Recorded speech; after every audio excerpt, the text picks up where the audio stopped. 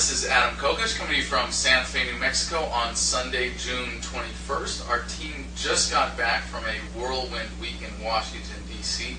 On our way there, we met with R.J. Harris at his campaign headquarters. That's right, R.J. Harris, the fellow Iraq veteran, constitutionalist, and candidate for United States Congress from Oklahoma's 4th District. Then we stopped by the Campaign for Liberty state meeting in Missouri. Got a great chance to hang out with those domestic terrorists in the state of Missouri. That is anybody who believes in the Second Amendment and supported Ron Paul, Bob Barr, or Chuck Baldwin. According to the government now, you're a domestic terrorist. Just thought you'd like to know. We also had a fundraiser in Potomac, Maryland that was very successful, not just in terms of money raised, but really in spreading the word to a really great group of activist-type supporters up there, and got a lot of volunteers involved up there. We met with Ron Paul on Tuesday and got some great advice about the race and some more support from him, including a chance to do a video that is up on our website. It's already got more than 6,000 views, so if you haven't already, please check that out. If you have, thanks for helping spread the word. It was a really great opportunity to know that with the support of the people behind me, I could tell Ron Paul when he said that this country's in a lot of trouble. It's really a mess right now, and we need all the help we can get up here on Capitol Hill. To tell him that he shouldn't worry, the revolution is alive and well, especially here in New Mexico's 3rd District and throughout the region where people are coming together to help out in this campaign. And Dr. Paul, help is on the way. We also met with Walter Jones, possibly the only Republican in the United States House of Representatives more anti-war than Ron Paul. Got some great videos from his office that we got coming out hopefully sometime in the next week, so please stay tuned for those. We also met with Ralph Nader and asked him for some advice on how to take on the issue of corporatism in a campaign like this. And as soon as we mention that, he starts grabbing books off the shelves and piling them up on the table. And next thing you know, I got a reading list a mile long and a lot of homework from him. So thank you, Ralph Nader, for your support and your help in my educational efforts. I really appreciate that. We also met with Senator Mike Gravel, who was very, very enthusiastic about this race and seeing what he can do to get behind me. We got some videos from that coming out, including an announcement from him, so please stand by for that. We'll get those videos out sometime in the next couple weeks. We also met with Rand Paul at his clinic in Bowling Green, Kentucky on our way home, and there's another good video there on the way. While we were on Capitol Hill, there was an interesting issue around and some drama surrounding the latest request from the Obama administration for war funding. He was asking for a total of about $105 billion. And the thing that was unique about it this time, isn't that it's a more aggressive version of Bush's foreign policy when he left office, but that he had the ambition at this point to also try to get in $5 billion for the IMF, the International Monetary Fund. Now that's been accurately described as a European bank bailout.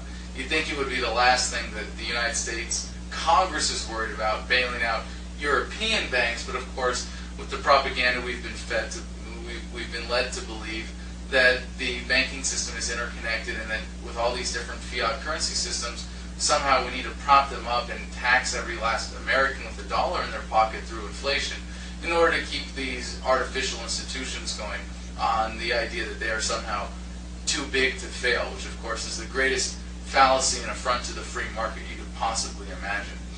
And on that note, we were also following the progress of H.R. 1207, the Audit the Fed bill that Ron Paul submitted. Now, it's got 237 co-sponsors at last count. Remember, 218 is a majority in the House. However, we still don't have a majority in the House Financial Services Committee that Barney Frank chairs that we need to get it approved and out of committee. But there's so much momentum, it seems like it's going to be really, really hard to stop it in the House. I stopped by my representative's office and did what I could to encourage him to sign on. Unfortunately, he still hasn't yet. So we're still working on that, and if your representative hasn't signed on, please keep the pressure on them because we really do need that majority, especially in the committee. Now, there are a number of ways that this bill could be killed or kept from coming to the floor. Of course, Speaker Pelosi could keep it from coming to the floor altogether on her own, but there's also a chance that it'll just get killed in the Senate, where Senator Bernie Sanders just introduced the Senate equivalent bill 604, the Federal Reserve Sunshine Act of 2009. He's already got 2 co-sponsors, which is not bad considering we've only got 100 in the Senate, so each one signed on represents a greater proportion of the whole. But we, as a movement, working to end the Fed and return honest money to this country, have a lot of work to do to get enough senators signed on so that bill is also unstoppable in the Senate. And really, it's exciting to see how that's going to come to fruition. Met with some of the people in Ron Paul's office who are working on this behind the scenes, and they're hoping that in the next few months they can bring it to a floor vote. And if that's the case, I'm going to be back in Washington, D.C. helping out with that effort and doing what I can to help push it all the way through when we pull the curtain off this thing and let people see the reality of the Federal Reserve. We also had a meeting earlier this evening with our volunteers here in Santa Fe, and right now we're primarily concerned with working on our event for Independence Day. Of course, it is the same day. Have to remind you again that our supporters have declared a money bomb to support the campaign, and if you want to pledge for that, please go to thisjuly4th.com. We got some great videos up there. But we also have seen now on YouTube some incredible videos of people who are working on signage to help promote the campaign and the event that weekend. So check those out. If you go to our webpage under events, you'll see one for Celebrate American Revolution. Check that out.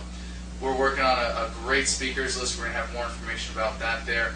And there's lots of ways to get involved, helping out with online promotion, media promotion, signage, all sorts of great stuff. And of course with the event itself. So if you in any way want to help out, please send an email to volunteer@kokeshforcongress.com. I'm also getting ready to make a big announcement that day, so stand by for that. If we don't have it live broadcast or streaming somewhere, we'll definitely have videos of that shortly. Now, for the quote I'd like to leave you with this week, I want to share with you Ralph Nader's book, Crashing the Party. This is one that he gave to me when I visited him in Washington, D.C. And he signed it to Adam for Leadership and Justice, Ralph Nader. But he also included a quote from Marcus Cicero, which was, "Freedom is participation in power." And I don't think it was any of a coincidence that Senator Mike Gravel shared the same quote with us later that evening. But I have to disagree. Think about it for a second. Freedom is participation in power. Obviously, you could have a situation in which everybody's participating in power, and yet no one is free because everyone is working to do violence or commit aggression through the government or force of government on each other, and no one is free. I think freedom is different. Freedom is the natural state of humanity. It is only when we aggress against each other, when we commit acts of aggression against fellow human beings, that we cease to be free, that they cease to be free. And it is only when we embrace a philosophy of morality in which we do not commit acts of aggression against fellow human beings, and we do not tolerate aggression for whatever excuse by whatever official with a fancy hat or a nice badge. As long as we don't tolerate acts of aggression against fellow human beings, only then will we all truly be free.